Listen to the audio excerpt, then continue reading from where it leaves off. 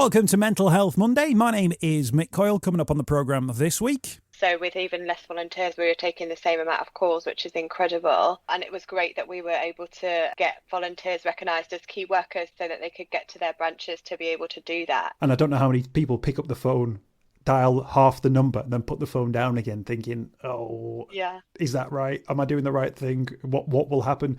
Will I get adjudged? Will a big alarm go off outside my house that says this person inside is calling the Samaritans? And obviously that doesn't happen. They will be there. Our volunteers are there 24/7, 365 days a year, including Christmas morning, and they'll be more than happy to talk to you. There'll be somebody there waiting to take your call. And I'll be reminding you how you can make connections with mental health organisations within your community. It's Mental Health Monday.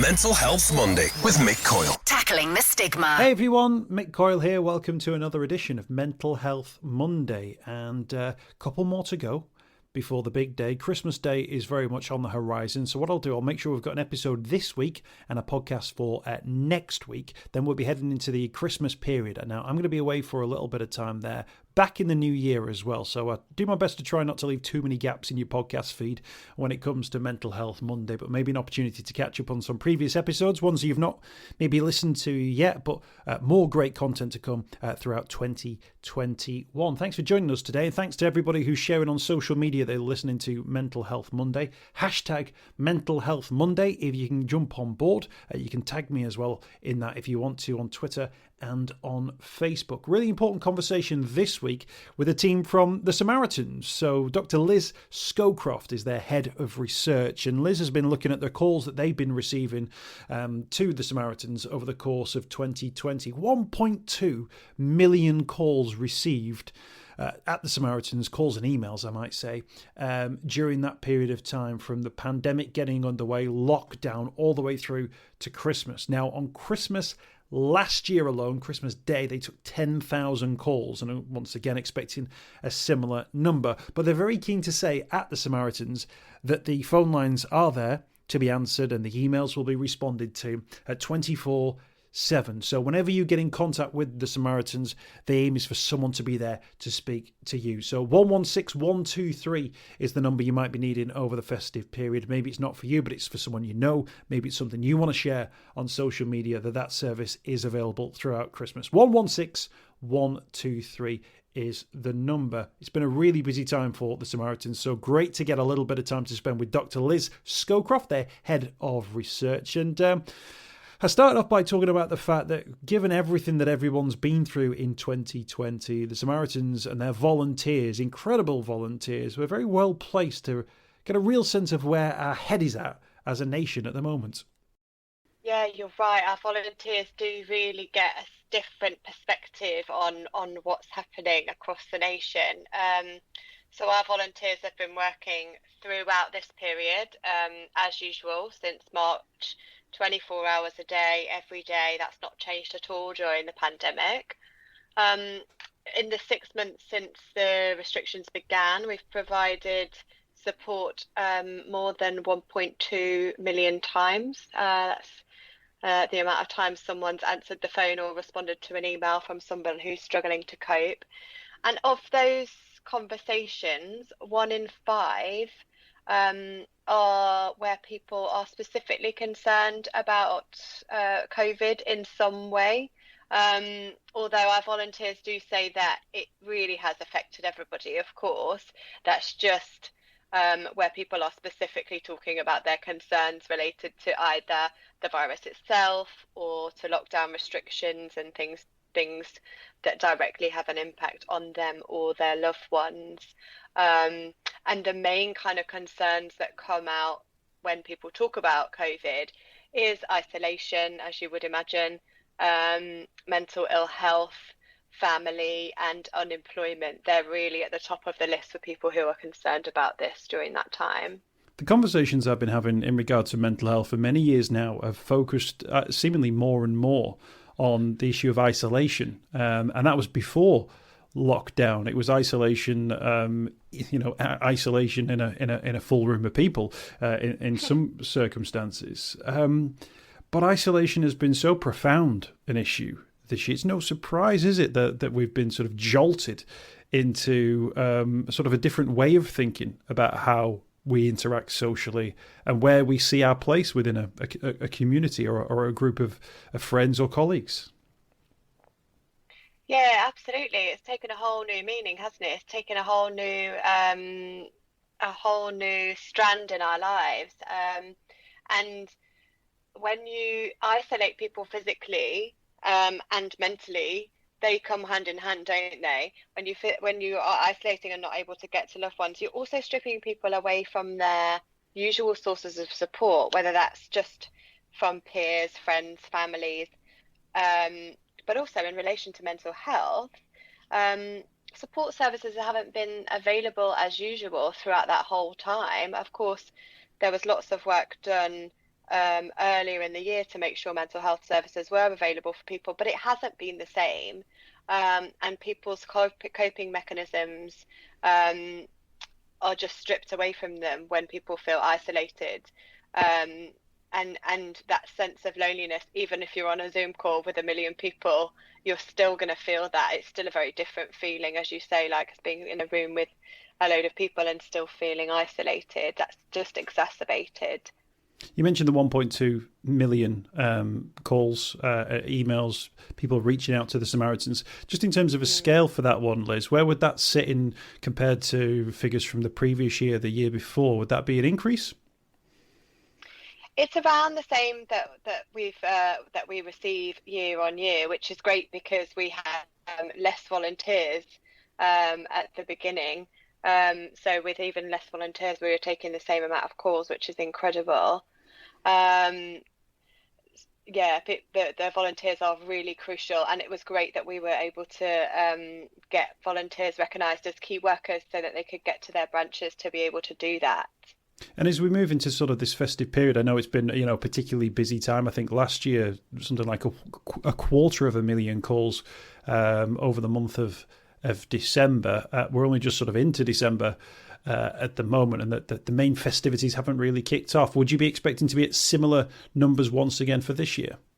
Yeah, absolutely. Yeah, that's right. Over 250,000 calls for help, but 10,000 calls for help on Christmas Day alone as well. That's just incredible, isn't it? That we're able to support that many people on Christmas Day, and who knows where people will be and what they'll be doing this year on their Christmas days. Of course, there's relaxed restrictions, isn't there? But we don't really know what that means about who will be able to see their family or not. There might be people with symptoms who have to isolate during that period, and the bubbles won't work for them. And I wonder if we'll see that within our call volume. Who knows? But I would expect that definitely to stay at that level. It's an awful lot of people calling, but of course, at least there's somewhere that you can call, and your incredible volunteers are ready to take those calls as well. Can I ask you about the volunteers themselves? Because while they'll be taking calls from people who are asking questions, raising issues, I guess to a certain extent, as a listening service, of course you're listening, but I guess your volunteers will also have their own questions about what was going on, their own private concerns about what was going on. Has that made being a volunteer more difficult, do you think, this year? Yeah, it's a really good question, and of course, our volunteers are just normal people. They're not that. They're trained. We give our volunteers extensive training to be a Samaritans listening volunteer, but they are just normal people at the end of the phone listening to people talk to them. And of course, they will have been affected by this just like everybody else, and some of them will have had to isolate. They will have been going through their own difficulties, just like every member of the public, in lots of different ways. And it's just incredible that they've been able to do that and keep supporting other people in their time of need. I guess as well, a real emphasis from yourself. You mentioned there getting key worker status for Samaritans volunteers and reduced calls. But I guess, maybe people might have called Samaritans for the first time this year, picked up the phone for the first time. It would have been terrible if, having done so, they couldn't make that connection. They couldn't get through. Yeah, absolutely. That's always going to be a concern, but we're very proud that we've been able to, maintain a good level of service during that time. And people should remember that they should always pick up the phone, and even if it was difficult to get through to a volunteer, people should keep trying and use different channels are available. I think it's important to acknowledge that in situations where we're all stuck in the house with other people at the moment, it's quite hard to find a private moment to make a phone call. So you can always send us an email and talk to us in a different way. Absolutely, and plenty of different ways to get in contact with the Samaritans as well. All the details we always do at the end of the podcast, but the number first and foremost, 116123. There's also a chat online email service as well, which you can send an email to. That's J-O, at samaritans.org, I believe is the correct email that you can send those in as well. And that's a response that you'll receive within a 24-hour period. Can I ask you about sort of themes that have come through? Obviously, isolation you mentioned as an issue. As we've sort of moved through the pandemic, I wonder whether or not finances, job insecurity, paying the bills, and of course the affordability of Christmas is something you've seen move in as the pandemic has developed, if you like. Yeah, that's definitely something that we have seen. So it changes, as you can imagine. The things that people talk to us about changes as we move through the pandemic. So during sort of March to May time, we saw lots of anxiety around job loss or people being furloughed. And already during that time, people were concerned about access to food, money and benefits and that kind of thing. And through the summer, calls change then to be about potential and actual job loss and some of those financial effects that people were anxious and worried about in the beginning actually playing out in their lives. So we see what's happening in the outside world really coming through in what people talk to us about. And then in the sort of towards September time, that's the period that we've been looking at our calls recently. So that 6-month period, people are starting to talk to us about the early impacts of the recession. Some callers are quite daunted about having to find a job or support their family in a more competitive labour market, all of those things. So you can see by listening to our callers and understanding what people are talking to about the real effects and financial effects and what effect that has on people and their lives is how that is playing out really.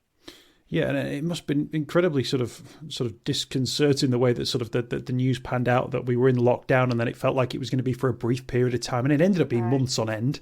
And then sort of news, you get the good news about something like a vaccination, but then you hear that, well, that vaccination might not be ready until, next summer, and then you might not still be sort of relevant to receive it and so on and so forth. But presumably and I'm going to say this, in a regular year, people would call up about all sorts of different issues and the way they were feeling about those different issues. It must have been quite strange that so many calls came through on one particular subject, and a developing subject as well.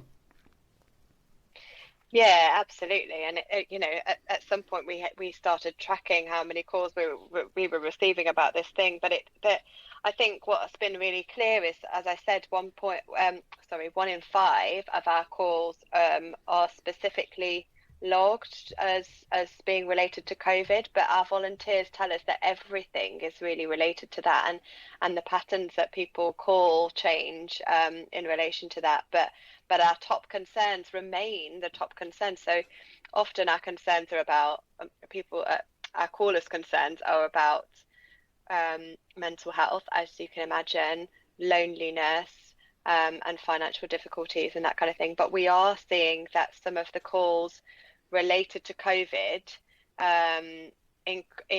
increase the other problems. So particularly in relation to finance, there's more people talking about finance when they also talk about COVID than when they don't talk about COVID specifically too. So it's changing the nature of the way that people talk to us, which is reflective of what people are really worried about in their lives.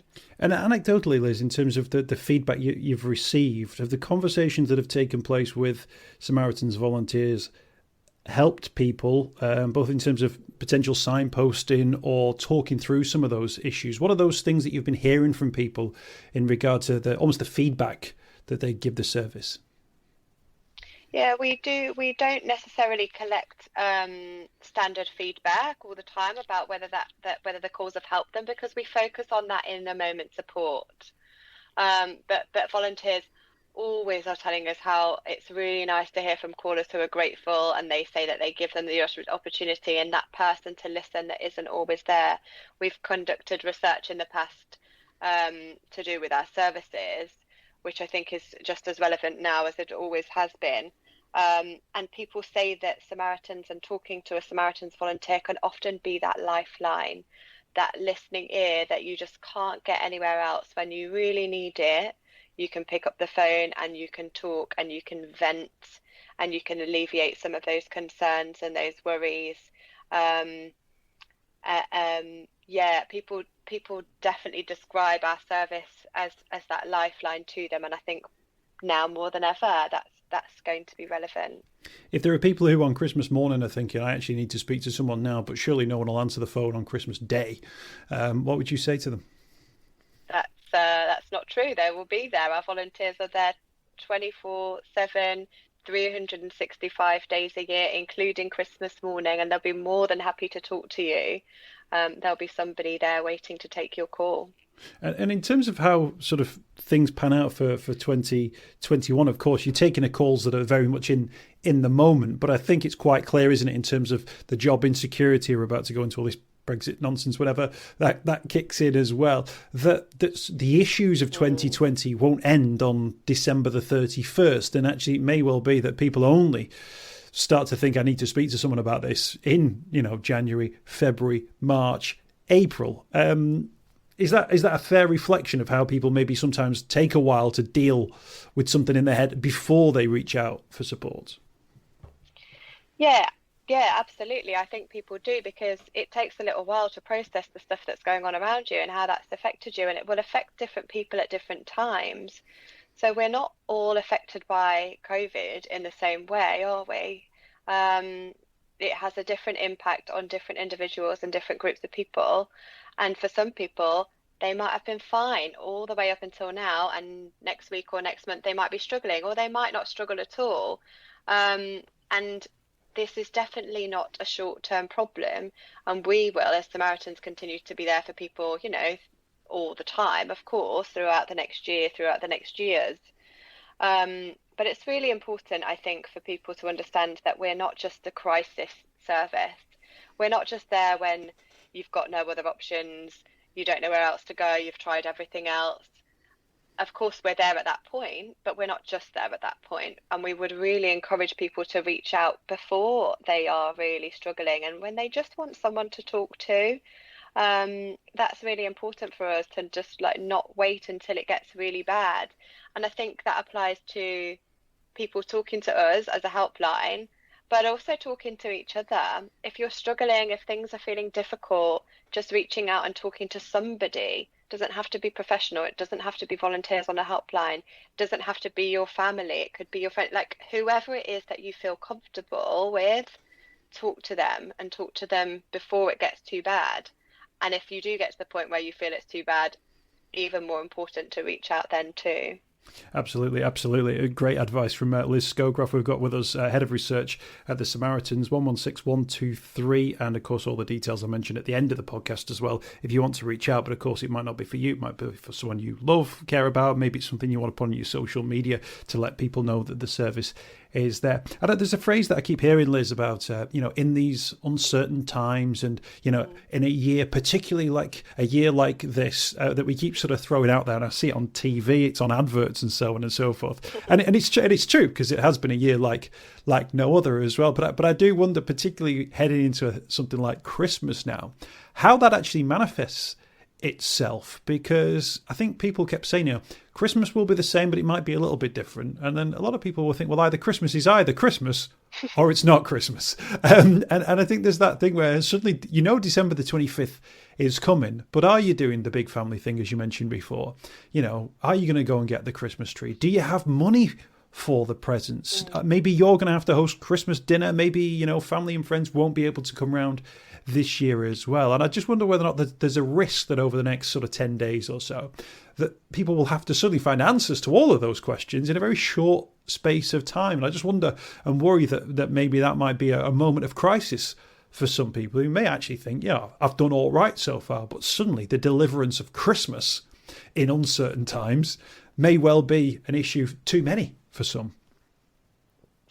Yeah, exactly. And the expectations that we have to, make a really clear plan and understand all of the restrictions and understand the changing nature of everything. It's confusing, and it can create anxiety, and it can create pressure that we might have felt ready to deal with before, we might not be now. But I think that it's okay if you don't feel okay during this time.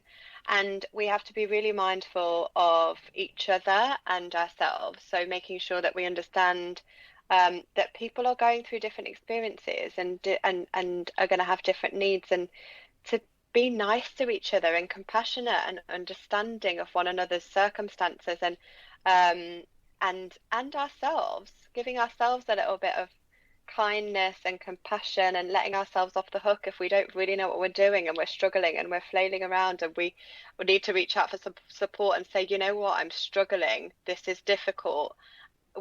Everybody knows that this time is incredibly difficult, and we can support one another and support ourselves through it. Absolutely. I almost feel like people, if we can get the message out that people have that conversation with themselves before Christmas, then it sort of takes away that thing that people then sort of get into Christmas Day and the day after, and then maybe have, the food and the drink and all that. And then if the issues emerge, then there's arguably a risk that things might escalate and become worse.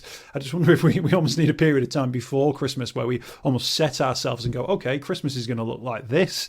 This is going to be a little bit different, but it is what it is for this year. Next year will be different, but here's our plan. And then you can almost sort of go at it in a way to make it work for you and the people around you, rather than everybody just thinking, right, well, if I try and pretend everything's fine in the world, then we'll just carry on as normal. But then in reality, those sort of restrictions are going to start picking away at all of those different plans, aren't they? Yeah, absolutely. And Christmas, I mean, I don't know about you, Christmas is a really high pressure time for a lot of people to have a nice jolly time, to be nice to one another.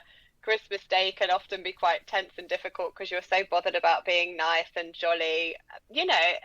It is just what it is, and we need to look after ourselves, and we need to look after each other, and make the time enjoyable if we can, and not feel pressured to make the time enjoyable if we don't want to or can't. I think the pressure of this kind of season often makes things worse. So it's just letting ourselves be however we want to be at this time, not having expectations about how it should be, and just doing the best we can to support one another and ourselves. For people who've never called the Samaritans number before or dropped an email, can you just give us a sense, Liz, what will happen at the start of that call for people who sometimes feel a little bit of threshold fear about, making that call and speaking to somebody for the first time? Can you just give a sense about what that call will sound like, if you like? Yeah, that's a really good point. So when you call the helpline, a Samaritans volunteer will answer, and they'll ask you, how can I help you? And that's your opportunity to talk about whatever it is that's bothering you. And our volunteers will talk you through how you're feeling about things, what that means to you. Really crucially, you can say anything to them without judgment. They won't tell you what to do. They'll just help you explore what's going on for you in your life, help you explore some of your options, what might be possible to change, what might not be possible to change. If you don't want to talk about change, that's totally fine. It's whatever you need, and they're there just to listen. And I think that's really rare. I think we talk to one another all the time, don't we? And we are listening to our friends, and we're listening to our family, but we're having a conversation, and there's often intention behind our conversations, right? We don't just listen non-judgmentally without telling people what to do. That's very rare, and this is the time where you get the opportunity And once you pick up the phone and start talking, that's what will happen with one of our volunteers. That's really helpful, that, Liz, because I think a lot of people will sometimes think, well, and I don't know how many people pick up the phone, dial half the number, and then put the phone down again, thinking, oh, Yeah. is that right? Am I doing the right thing? What will happen? Will I get a judge? Will I get judged? Will a big alarm go off outside my house that says this person inside is calling the Samaritans? And obviously that doesn't happen, but I think people generally have sort of fears around it. It's been a wonderful service, and actually, what I would say, Liz, is I've noticed right from the off. In regard to things like posts on social media, that actually the Samaritans name has not been far from people's lips when it comes to signposting for services if people need to speak to someone and need to reach out for help. And I noticed that right from the start of the pandemic, which is testament to the reputation, I think, of the Samaritans and the service on offer. Yeah, it's been really great, hasn't it, to just see that the number and the name in people's thoughts and in people's posts, to just to provide that signposting to everybody else. It's been really great that we continue to provide the service and people continue to talk about it, so that it does spread the word and people know that there is somebody there. Thank you for your help, your advice, and of course the research as well you've carried out this year, Liz Scowcroft. Thank you for joining us on Mental Health Monday. Thank you for having me. Merry Christmas. And to you. I hope you've enjoyed this week's podcast. Thanks for checking out Mental Health Monday. My name is Mick Coyle. You can find me on Twitter at Mr. Mick Coyle. You can also find me, Mick Coyle, on Facebook as well. Don't forget, if you want to speak to somebody about your mental health, you can do so. The Samaritans, free to call on 116 123. You can find mental health services where you are. Just look for the Hub of Hope. Type in your postcode. It'll find those mental health services close to you. And for support in a crisis, you can text SHOUT to 85258. That's if you're experiencing a personal crisis, you're unable to cope and need support. Shout to 85258. That's a text line. Do get involved in those services. In an absolute emergency, always remember the number to call is 999. Thanks for downloading the podcast this week. We'll be back next week with more Mental Health Monday.